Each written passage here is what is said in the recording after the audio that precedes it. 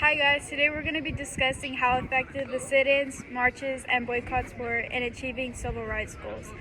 My name's Jasmine Martinez. My name is Jasmine Orozco. Okay.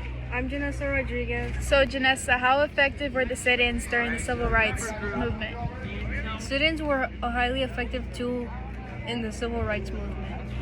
It played a significant role in achieving desegregation. And Janessa, how did the sit-ins raise awareness? They brought widespread attention to the issue of discrimination, as well as pressuring business to integrate. Janessa, do you have any examples of any sit-ins that occurred? An example was the Greensboro sit-ins in 1960, which were 4 African American college students that protested against segregation. So Jasleen, what day did the march occur and what was it for? The march in Washington occurred on August 28, 1963, and it was for jobs and freedom. Can you elaborate more about the March on Washington? Okay, the March on Washington was a crucial event in the civil rights movement, and it brought over 250,000 people to Washington, D.C. to end racial segregation, discrimination, fair wages, and voting rights. So how did it impact the economy?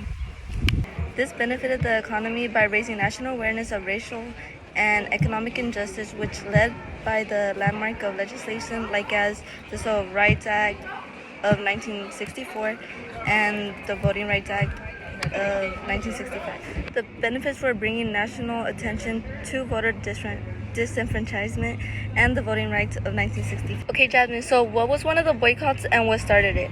So the goal of the Montgomery bus boycott was to ultimately protest against racial segregation going on in the buses. Who led the boycott and what did it do for the city?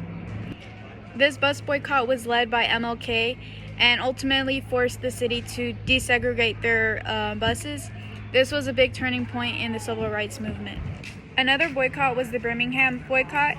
This was a series of nonviolent protests led by MLK and the Southern Christian Leadership Conference. Sit-ins made a significant impact to the civil rights movement. In my opinion, the people in the marches went through very challenging situations, but the marches did impact the civil rights movement.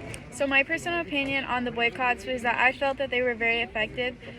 Both of the boycotts, the Montgomery boycott and the Birmingham boycott, they were both effective in achieving to help with the civil rights movement, and they both impacted the economy in a well way. Thank you guys. Okay.